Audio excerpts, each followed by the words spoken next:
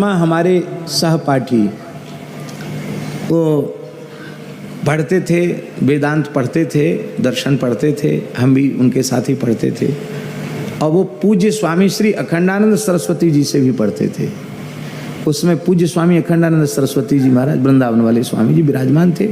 भारतवर्ष की संत परंपरा, विद्वत परंपरा के एक महानतम विभूति थे पूज्य स्वामी श्री अखंडानंद सरस्वती जी महाराज। तो उनसे वो पंचदशी पढ़ रहे थे उस समय, ब्रह्मचारी जी। और हम भी विद्यालय में उनके साथ पढ़ते थे, मिश्री जी गुरु जी के पास वेदांत पढ़ते थे। तो बोले थे वो महात्मा, तो उन्होंने स्वामी जी से पूछा, उनको तेज बुखार आ गया, और बुखार आया तो पाठ बंद हो गया।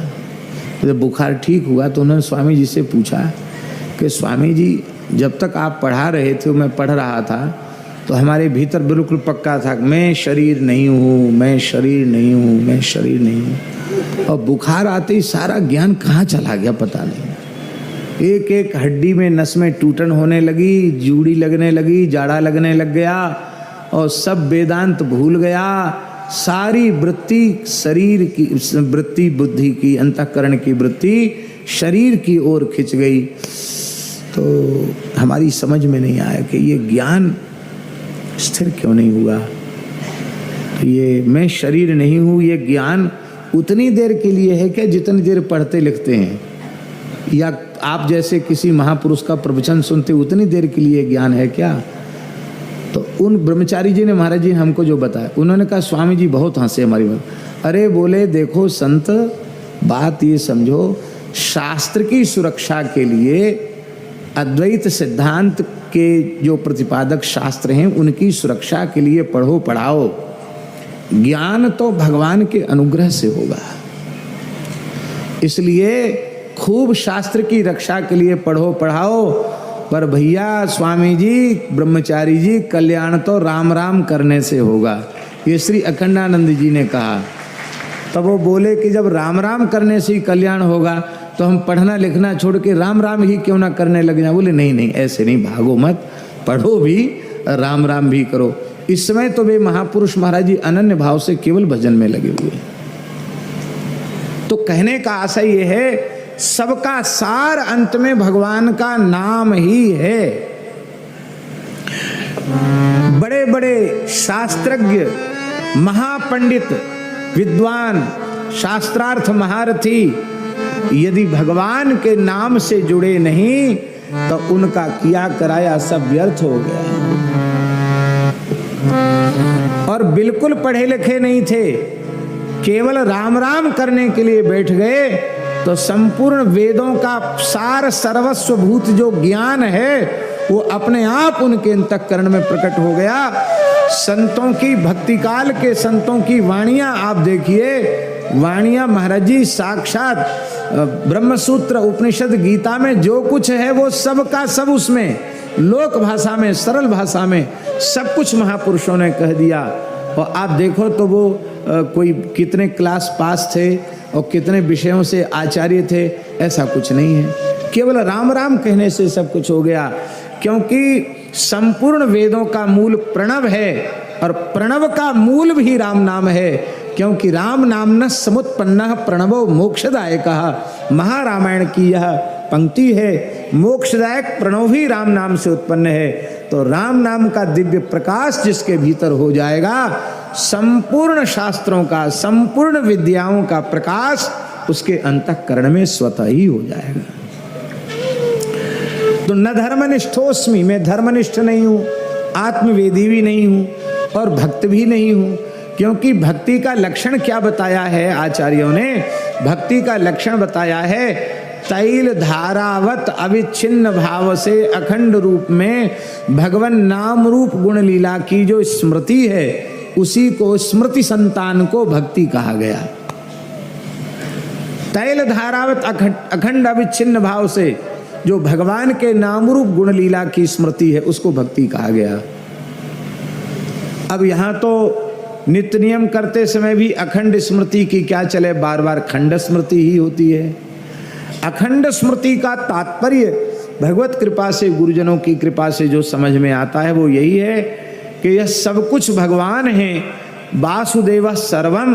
यह ठीक से समझ में आए बिना अखंड स्मृति संभव नहीं है, क्योंकि भिन्न भिन्न नाना नाम रूप उपस्थित होंगे तो उनकी स्मृति आ जाएगी।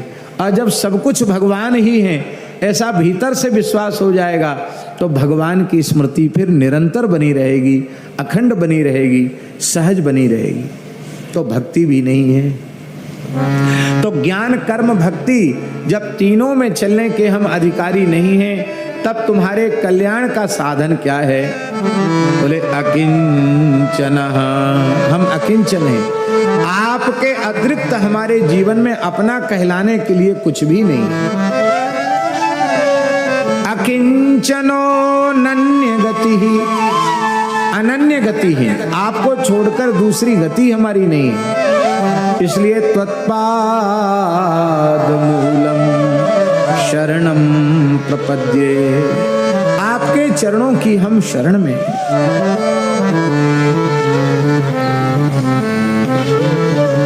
भक्ति और प्रपत्ति ये दोनों ही जीव के कल्याण के साधन हैं, पर भक्ति में भक्ति के पथ का आश्रय लेकर चलकर जीव को भगवान तक जाना है, और प्रपत्ति में केवल शरणागति के भाव को स्वीकार करके कालक्षेप करना है। भगवान के पास चलकर जाने की आवश्यकता नहीं, भगवान खुद चलकर प्रपन्न के पास आवेंगे।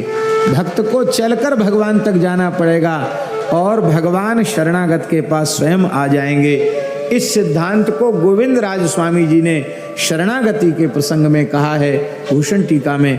वे कहते हैं कि देखो, हनुमान जी कह रहे हैं जानकी जी से, पृष्ठ मारोह में देवी, हे देवी तुम हमारी पीठ पर बैठ जाओ और तुम्हारा दुख हमको देखा नहीं जा रहा है, अभी हम तुमको राम जी से मिला देते हैं। जानकी जी बोली नहीं नहीं, संभव नहीं है, तुम हमको पीठ पर बिठाओगे, मैं इतने ऊपर आकाश में नीचे से समुद्र देखूंगी, डर जाऊंगी, और कहीं तुम्हारी पीठ से खिसक कर आ गई समुद्र में तो यादसा मन्नम उत्तमम, जलचर जीवों का भक्ष्य बन जाऊंगी, वो बड़े बड़े ग्राह हमको निगल जाएंगे, तो तुम्हारा उद्यम ही व्यर्थ हो जाएगा, इसलिए तुम्हारी पीठ पर नहीं बैठ सकते। हनुमान जी बोले कि इसकी चिंता छोड़ दो, हम आपको इतना संभाल के रखें, आपको गिरने ही नहीं देंगे। बोले फिर कूट योद्धा ही राक्षसा, राक्षस घेर लेंगे, युद्ध करने लग जाएंगे और बड़े कपट युद्ध करने वाले हैं। हनुमान जी बोले राक्षसों के लिए तुम चिंता मत करो माता जी, उनके लिए तुम्हें अकेला ही बहुत हूँ, हम तो राक्षसों की चिंता मत करो। जो जो बात माता जी कह रही थी सब बातों का खंडन हनुमान जी ने कर दिया। बोले आप तैयार हो जाओ चलने के लिए। तब श्री जानकी जी ने कहा कि वत्स हनुमान देखो, माम नयेद यदि काकुत्स्थः तत्तस्य सदृशम भवेत्। महाराज जी इस पंक्ति में गोविंदराज स्वामी कहते हैं कि शरणागति की महान आचार्या श्री जानकी जी शरणागति के प्राण तत्व का उपदेश कर रही है। माम नयेद यदि काकुत्स्थः, तुम सबल साधन हो, तुम्हारा आश्रय लेकर मैं राम जी तक पहुंच जाऊंगी, तब लोग कहेंगे भगवान श्री राम साधन साध्य हैं और मैं केवल उनकी शरणागति का चिंतन करती हुई लंका में रहूंगी और राम जी दलबल के सहित आकर मुझे प्राप्त करेंगे, तो उसमें राम जी की कीर्ति होगी और शरणागति के सिद्धांत की सुरक्षा होगी कि राम जी ने खुद आकर मुझे प्राप्त किया। श्री मलुकदास जी का एक दोहा है, बहुत प्यारा दोहा। इस दोहा का उल्टा अर्थ लगा कि आप लोग माला फेरना बंद मत कर देना, संतों की वाणी ऐसी होती है। उस दोहे में मलुकदास जी कहते हैं, माला जपो न कर जपो, जिह्वा कहो न राम, मेरा सुमिरन हरि करें मैं पाया विश्राम। वो कहते मैं माला नहीं जपता। कैसे साधु वो माला नहीं जपते हो? तो करमाला जप लेते होगे। बोले मैं करमाला भी नहीं जपता, उंगलियों पर भी नहीं जपता। तो जिह्वा से राम राम करते होगे। बोले जिह्वा कहूं न राम, जिह्वा से भी राम राम नहीं करता। अरे साधन के नाम पे कुछ नहीं करते हो?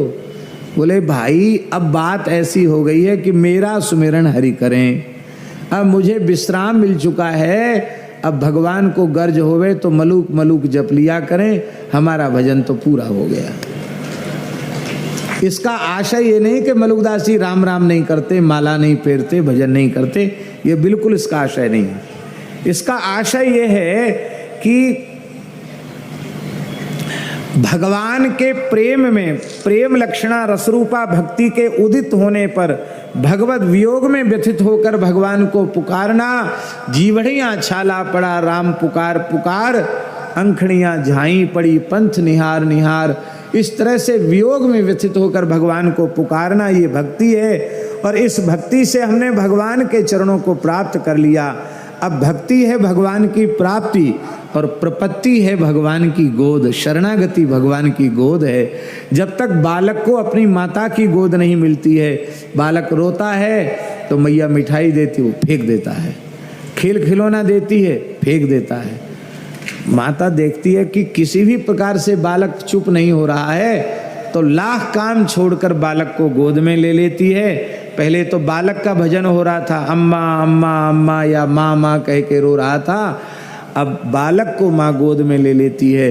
अब वात्सल्यपूर्ण थपकी देते हुए कहती है, अच्छा बेटा, मुन्ना बेटा, राजा बेटा कह करके, और उसको दूध भी पिलाती है, गोद में बालक सो जाता है। अब माता का भजन शुरू हो गया और बालक मौन हो गया। मलुकदास जी कहते यही स्थिति है। अब रघुनाथ जी की गोद जो शरणागति है वो हमको मिल गई है।